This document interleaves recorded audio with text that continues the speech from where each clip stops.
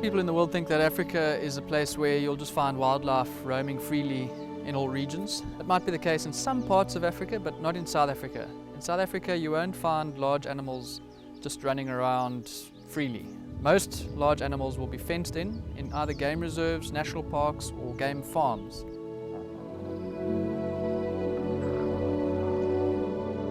Nearly all wildlife in South Africa is fenced in somehow. The main reason animals are fenced in is actually for their own protection. It's not for human protection, it's for animal protection from humans. And that's just the problem. If an animal escapes, it doesn't stand much of a chance running around outside of a park or a reserve for very long before somebody will either catch it in a snare or shoot it or whatever it might be.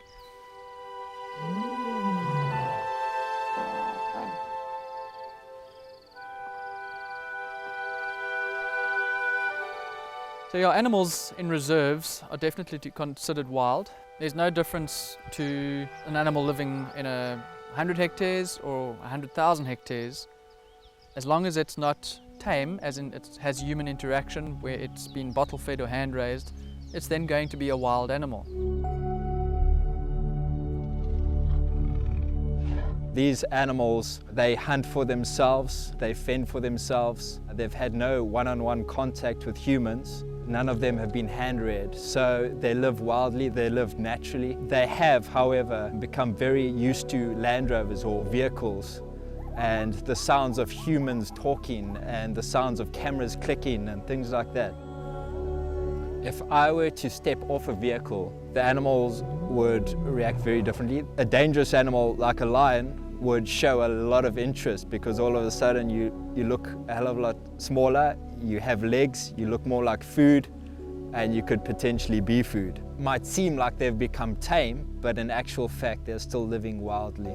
We have had to intervene occasionally, for example if there's a lambing or a calving season and we know that the predators are just going to take out too many animals, so the lions would catch too many young, then we will supplement the lions with animals that we want, that we can cull, larger animals, so that it gives the chance of those young animals to grow up at least and get stronger.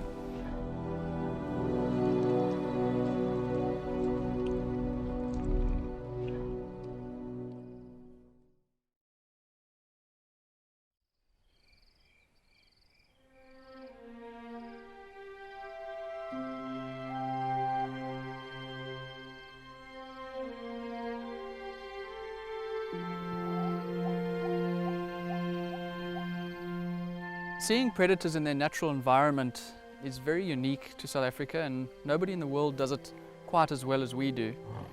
In fact, we've probably got the densest population areas covered by naturally occurring predators in the world. We wouldn't be able to do this if it wasn't for ecotourism. If it wasn't for people in the world coming to South Africa to view this, we wouldn't be able to do it. If that stopped, there would be no more natural wildlife. Well, there would be small pockets, but it wouldn't be on the scale as it is now.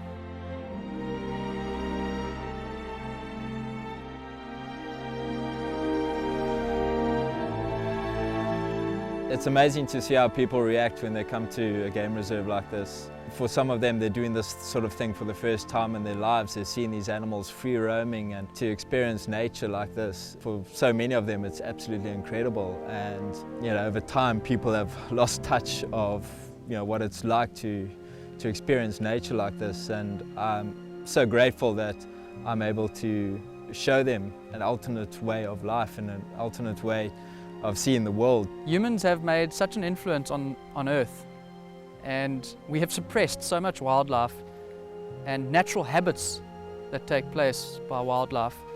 To know that we are one of the last safe havens in the world where this can take place. That to be part of a country where we can still support it is just incredibly humbling, and we can be very proud of it.